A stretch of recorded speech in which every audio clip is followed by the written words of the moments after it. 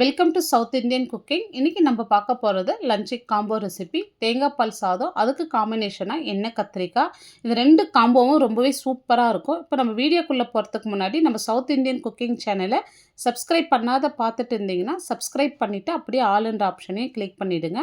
First ஒரு cooker வச்சுட்டு 2 table spoon oil சேர்த்துடலாம். தேங்காய் பால் சாதத்துக்கெலாம் நிறைய எண்ணெய் சேர்க்காதீங்க. இப்போ பாருங்கள், முந்திரி ஒரு 7லேருந்து 8 முந்திரி, சீரகம் 1 ஸ்பூன், லவங்கம் ஒரு 5, 2 ஏலக்காய், 3 பட்டை, இப்போ 2 துண்டு கல்பாசி. இப்போ இது எல்லாமே எண்ணெயில் சேர்த்துருங்க. இப்போ நான் சொல்கிறதுக்கான அளவு அரை கிலோ அரிசிக்கான அளவு. இப்போ 2 பெரிய வெங்காயமாக எடுத்து நல்ல நீல வாக்கில் மெலிசாக கட் பண்ணியிருக்கேன். இப்போ அதையும் இதோடு சேர்த்துடலாம். இப்போ தேங்காய் பால் சாதத்துக்கு வெங்காயம் நிறைய சேர்க்கணுன்ற அவசியம் இல்லை. இப்போது 2 துண்டு பிரிஞ்சி இலை சேர்த்துக்கிறேன். இது ஃபஸ்ட்டே நான் எண்ணெயில் சேர்த்துருக்கணும், மறந்துட்டேன். அதனால் நான் இப்போ சேர்த்துக்கிறேன். இப்போ வெங்காயம் நிறைய வதங்கணுன்ற அவசியம் இல்லை. கண்ணாடி பதத்துக்கு வதங்கி வந்தால் போதும். தேங்காய் பால் சாதத்துக்குலாம் அதுவே போதும். இப்போ பாருங்கள், 2 ஸ்பூன் நான் இஞ்சி பூண்டு விழுது சேர்த்துக்கிறேன். நிறைய சேர்க்காதீங்க. இந்த ஸ்பூனில் தான் நான் 2 ஸ்பூன் இஞ்சி பூண்டு விழுது சேர்த்துக்கிறேன். இப்போ நீங்கள் நிறைய சேர்த்துட்டிங்கன்னா சாதம் திகட்டிடும். இதுவே கரெக்டாக இருக்கும். இப்போ காரத்துக்கு 4 பச்சை மிளகாய், ஒரு கை நிறைய புதினா, கொஞ்சமாக கொத்தமல்லி எடுத்து வச்சுருக்கேன். இப்போ இதையும் இஞ்சி பூண்டோடவே சேர்த்துட்டு நல்லா வதக்கி விடுங்க. இப்போ இது ஓரளவுக்கு வதங்கி வந்ததும் ஒரு பெரிய தக்காளியை எடுத்து பொடியை கட் பண்ணி வச்சுருக்கேன். நீங்கள் இதுக்கு பதில் மீடியமாக எடுத்துருந்தீங்கன்னா 2 தக்காளியை எடுத்துங்க. தேங்காய் பால் சாதத்துக்கு தக்காளி சேர்க்காம கூட செய்யலாம். ஆனால் தக்காளி சேர்த்து செய்ய சொல்ல ரொம்பவே டேஸ்ட்டு சூப்பராக இருக்கும். இப்போ இந்த டம்ளரில் நான் 1.25 டம்ளர் அரிசி எடுத்திருக்கேன். இதனுடைய அளவு பார்த்திங்கன்னா அரை கிலோ அரிசி உடைய அளவு. இப்போ 1க்கு 1.5 நான் தேங்காய் பால் சேர்த்துக்கிறேன். மொத்தமாக 1.25க்கு நான் 2 டம்ளர் அளவு நான் தேங்காய் பால் சேர்த்துக்கிறேன். இப்போ தேவையான அளவு நம்ம உப்பு சேர்த்துடலாம். உப்பு சேர்த்துட்டு நல்லா கலந்து விடுங்க. இது லைட்டாக கொதி வரட்டும். இப்போ நான் புல்லட் ரைஸ் எடுத்துருக்கேன். இப்போ அரை மணி நேரமாக ஊற வச்சு தண்ணி வடித்து எடுத்து வச்சுருக்கேன். இப்போ அரிசி இதோடு சேர்த்துடலாம். இப்போ அரிசி சேர்த்துட்டு உப்பு செக் பண்ணிங்க. எப்பவுமே அரிசி சேர்த்ததும் உப்பு கம்மியாகும். இப்போ இந்த இடத்துல நீங்கள் உப்பு செக் பண்ணிக்கின்னு உங்களுக்கு கம்மியாக இருந்தால் இந்த இடத்துல உப்பு சேர்த்துங்க. இப்போ மேலே கொஞ்சமாக புதினா கொத்தமல்லி சேர்த்துட்டு இப்போ நம்ம குக்கர் மூடி போட்டுடலாம்.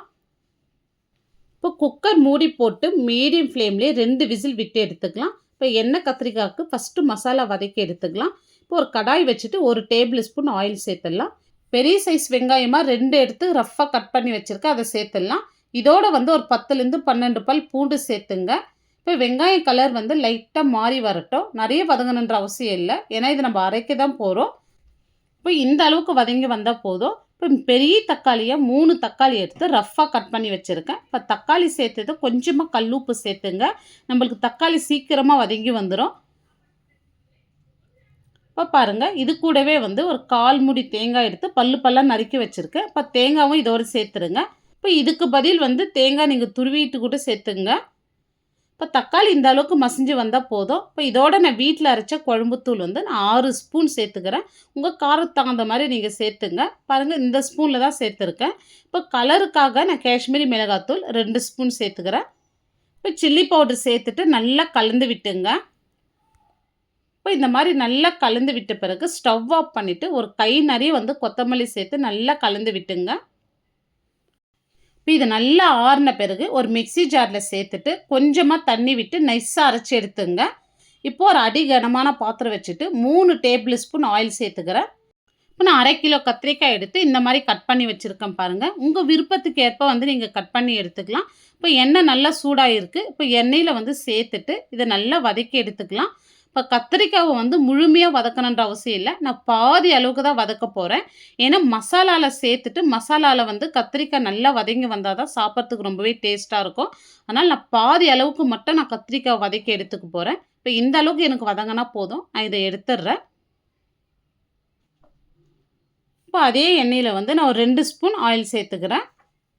இப்போ எண்ணெய் சூடாக இருந்தால் ஒரு அரை ஸ்பூன் கடுகு, 4 ஸ்பூன் வெந்தயம் சேர்த்துங்க, அரை ஸ்பூன் சீரகம். இப்போ இதுலேயே கொஞ்சமாக கருவேப்பிலை சேர்த்துடலாம். இப்போ சீரகம் நல்லா பொரிஞ்சு வந்தது நம்ம அரைச்சி வச்ச மசாலா சேர்த்துடலாம். இப்போ இந்த மசாலா ஒரு நிமிஷத்துக்கு இந்த ஆயிலே நல்லா கலந்து விடுங்க. இப்போ மிக்ஸி ஜார்லேயே கொஞ்சமாக தண்ணி சேர்த்து இப்போ அந்த தண்ணி இதோடு சேர்த்துருங்க. இப்போ இந்த மசாலாவுக்கு தேவையான அளவு நம்ம உப்பு சேர்த்துடலாம். இப்போ நம்ம மசாலா வதக்க சொல்ல கொஞ்சமாக உப்பு சேர்த்து வதக்கியிருக்கோம். இந்த இடத்துல பார்த்து சேர்த்துங்க. இப்போ ஒரு பெரிய லெமன் சைஸ் புளி எடுத்து நல்லா திக்காக கரைச்சி வச்சுருக்கேன். இப்போ அந்த புளி தண்ணி இதோட சேர்த்துடலாம்.